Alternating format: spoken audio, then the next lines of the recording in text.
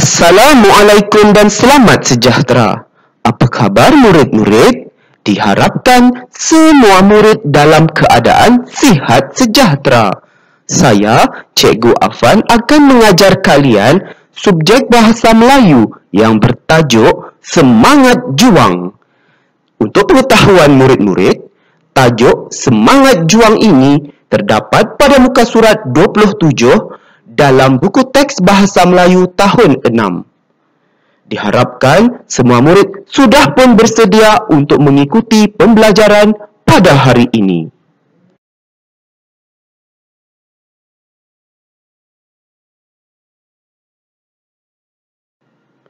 Baiklah murid-murid, standard pembelajaran pada hari ini iaitu 1.4.2.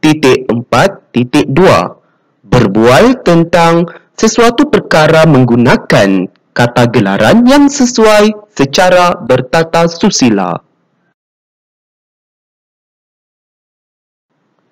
Baiklah murid-murid, objektif pembelajaran pada hari ini iaitu pada akhir pembelajaran dan pemudahcaraan, murid akan dapat berbual tentang sesuatu perkara mengenai semangat juang menggunakan 3 kata gelaran yang sesuai secara bertata susila. Yang kedua, membaca dan menjelaskan bahan grafik dan teks dialog mengenai semangat juang untuk memindahkan 4 maklumat dalam bentuk peta buih. Berikut merupakan kriteria kejayaan atau KK yang perlu murid capai dalam pembelajaran pada hari ini, iaitu murid berjaya berbual tentang sesuatu perkara mengenai semangat juang menggunakan 3 kata gelaran yang sesuai secara bertata susila.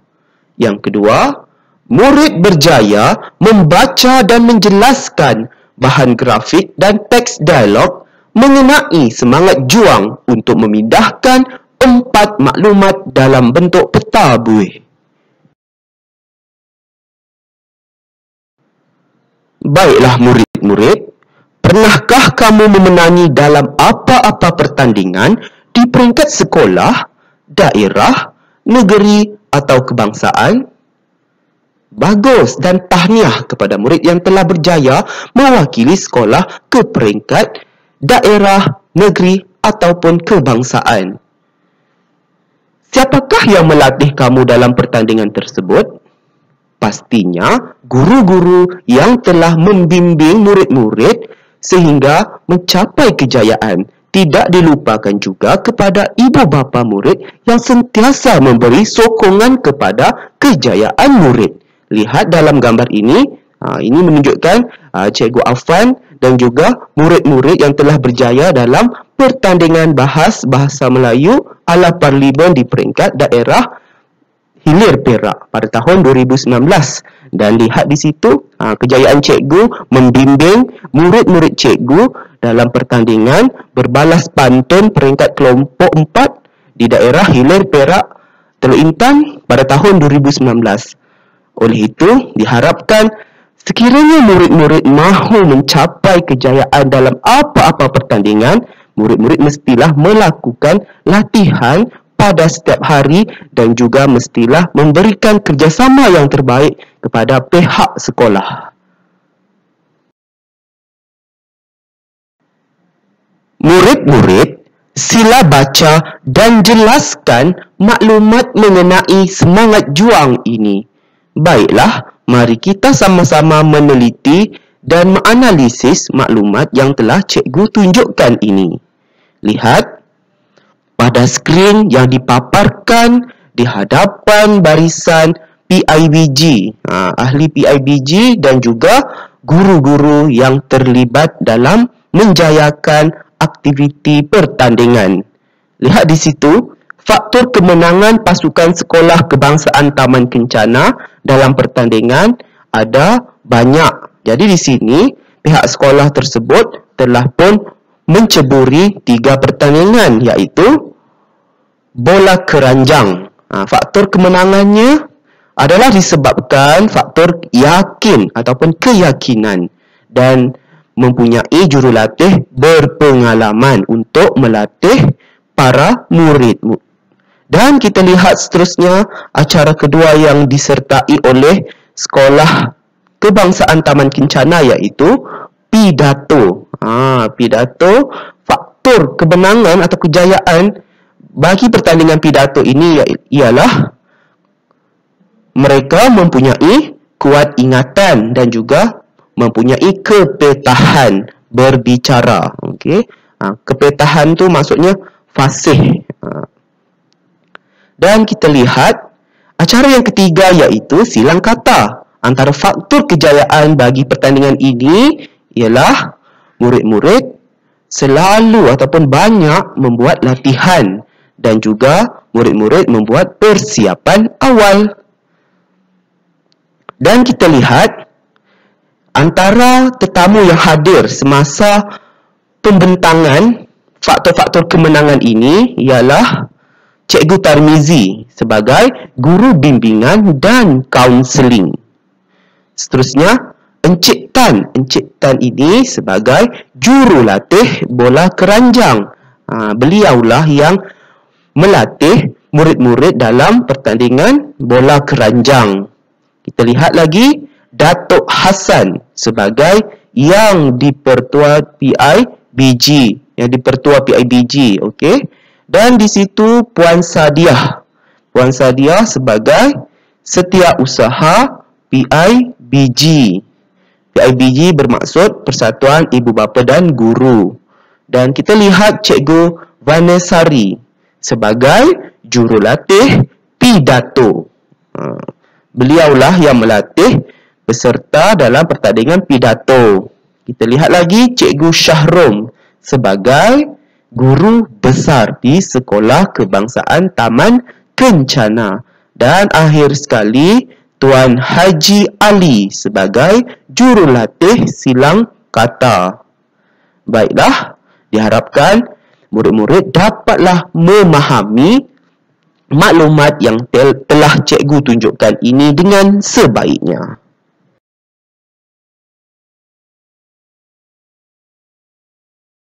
Seterusnya, sila ujarkan dialog ini menggunakan kata gelaran yang sesuai dengan sebutan dan intonasi yang betul. Baiklah murid-murid, Cikgu Afan telah pun membantu murid-murid melengkapkan teks dialog ini dengan menggunakan kata gelaran yang sesuai.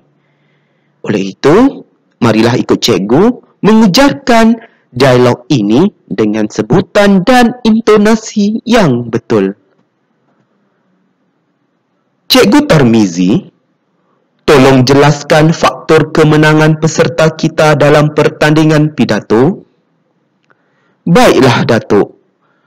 Faktor kemenangan peserta kita dalam pertandingan pidato ialah dia sangat kuat ingatan dan kepetahan berpidato. Siapakah yang terlibat melatih peserta sekolah kita? Cikgu Vanessari yang melatih peserta sekolah kita, Datuk. Bagaimanakah dapat kita mengekalkan kemenangan ini, Cikgu Tarmizi? Kita dapat mengekalkan kemenangan ini dengan mengadakan aktiviti kem motivasi kepada peserta dan jurulatih. Cikgu Tarmizi telah mengadakan kem motivasi kepada peserta dan jurulatih? Ya, saya telah mengadakan kem motivasi ini kepada mereka. Apakah pengisian yang diberikan kepada mereka? Antara pengisian yang diberikan kepada mereka ialah aktiviti ceramah motivasi, latihan dalam kumpulan dan riadah. Diharapkan murid-murid dapatlah memahami teks dialog ini dengan sebaiknya. Baiklah murid-murid, mari kita fahami penggunaan gelaran ataupun panggilan mengikut konteks yang sesuai. Di sini, cikgu sediakan maklumat mengenai gelaran ataupun panggilan yang biasanya digunakan dalam masyarakat kita pada hari ini. Baiklah, kita lihat yang A di situ merujuk kepada gelaran keturunan. Contohnya, Megat, Raja atau Tengku, Syed, Wan, Nik dan Awang. Okey. Di sini apabila menjadi kata nama khas, maka gelaran bagi keturunan yang cikgu sebutkan tadi mestilah menjadi huruf besar. Contohnya, Megat Hashim bin Megat Iskandar. Hashim itu kata nama khas. Jadinya di sini Megat mestilah mengikut kata nama khas tadi dan Megat itu ditulis huruf besar. Dan Megat Hashim ini terus menjadi kata nama khas. Dan kita lihat lagi di bawah itu contohnya Nik Harith bin Nik Luqman.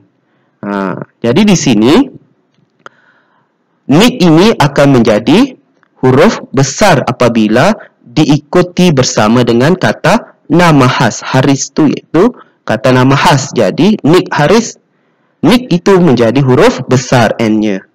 Dan kita lihat B untuk gelaran anugerah. Contohnya Tan Sri, Datuk Seri, Datuk atau Datuk, Datin, Tun, Yang Mulia, Profesor, Profesor Madya, Profesor Emeritus. Jadi di sini apabila menjadi kata nama khas, maka automatik menjadi huruf besar. Memang Tan Sri sehinggalah Yang Mulia itu mestilah dikekalkan kata nama khas. Contohnya Tan Sri Dr. Hisham. Jadi di sini Tan Sri ini akan kekal dengan gelarannya iaitu ditulis secara huruf besar. Kalau profesor pula kata nama biasa gelarannya. Apabila diikuti dengan kata nama khas, contohnya Profesor Dr. Muhammad Affan bin Ahmad. Jadi di sini Muhammad Affan itu dah merujuk kepada kata nama khas dan profesor itu mestilah ditulis huruf besar kerana mengikuti kata nama khas. Kita lihat gelaran bagi ihtisas. Ihtisas ini merujuk kepada bidang ataupun kepakarannya lah. Kita lihat contohnya di situ cikgu yang paling mudah. Okey. Seterusnya doktor dan chef. Untuk pengetahuan murid-murid, apabila menjadi kata nama khas, maka gelaran ihtisas ini akan juga menjadi huruf besar. Ditulis huruf besar. Contohnya ada di situ, Cikgu Nur Aina binti Zulkifli. Jadi di sini, C itu huruf besar kerana mengikuti kata nama khas, iaitu Nur Aina. Kalau cikgu sahaja, huruf kecil. Apabila kata nama khas ada juga, jadinya C menjadi huruf besar. Contoh lain, Dr. Abdul Latif bin Azman. Kalau ikutkan doktor sahaja huruf kecil. Tapi apabila murid menulis gelaran ihtisas ini beserta dengan kata nama khas, maka gelaran ini ditulis dengan huruf besar. Seterusnya kita lihat gelaran bagi keagamaan. Contohnya Tuan Haji ataupun Puan Hajah, Ustaz dan Ustazah. Jadinya apabila menjadi kata nama khas, mestilah ditulis dengan huruf besar. Contohnya Tuan Haji Sulaiman bin Haji Mukmin. Sulaiman ini kata nama khas. Apabila kita hendak menulis gelaran bagi Tuan Haji ini beserta dengan kata nama khas, mestilah Tuan Haji itu ditulis dengan huruf besar. Kerana mengikuti kata nama khas.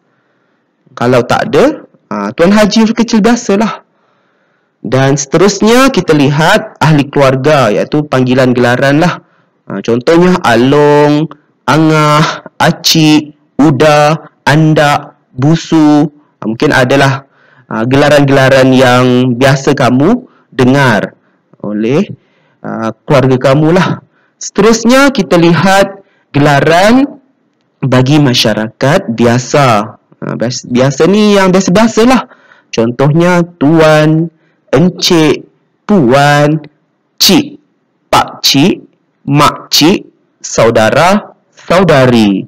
Oleh itu, lihat di situ, apabila menjadi kata nama khas, gelaran ini turut juga ditulis menjadi huruf besar. Okey, lihat di situ contohnya. Puan Aminah. Aminah kata nama khas. Puan itu ialah gelaran untuk perempuan. Puan ini lebih kepada gelaran untuk perempuan yang sudah berkahwin. Cik tadi pula, CIK itu untuk gelaran perempuan yang belum berkahwin. Jadi di sini Puan Aminah. Puan mestilah ditulis huruf besar P-nya kerana diikuti dengan kata nama khas iaitu Aminah. Kalau Puan sahaja huruf kecil. Contoh lain di bawah tu Pakcik Ali. Ikutkan Pakcik tu huruf kecil. Apabila diikuti dengan kata nama khas iaitu Ali, secara tidak langsung Pakcik itu P dan C itu ditulis secara huruf besar. Diharapkan murid-murid dapatlah memahami gelaran ataupun panggilan berdasarkan konteks yang sesuai dengan sebaiknya. Seterusnya, marilah kita melakukan aktiviti yang ketiga, iaitu murid-murid sila lengkapkan peta buih ini dengan maklumat yang terdapat daripada semangat juang tadi. Maksudnya, murid perlu menyenaraikan maklumat yang telah kita bincangkan sebentar tadi ke dalam bentuk peta buih ini. Contohnya di sini, cikgu nyatakan maklumat faktor kemenangan, jurulatih, acara yang disertai dan cara mengekalkan kemenangan. Maklumat ini semuanya ada berdasarkan maklumat yang telah kita bincangkan tadi mengenai semangat juang. Diharapkan murid-murid dapatlah menyelesaikan tugasan ini dengan sebaiknya. Selamat berjaya ya murid-murid. Semoga kita bertemu lagi dalam pengajaran dan pembelajaran di rumah pada hari yang lain. Sekian, terima kasih.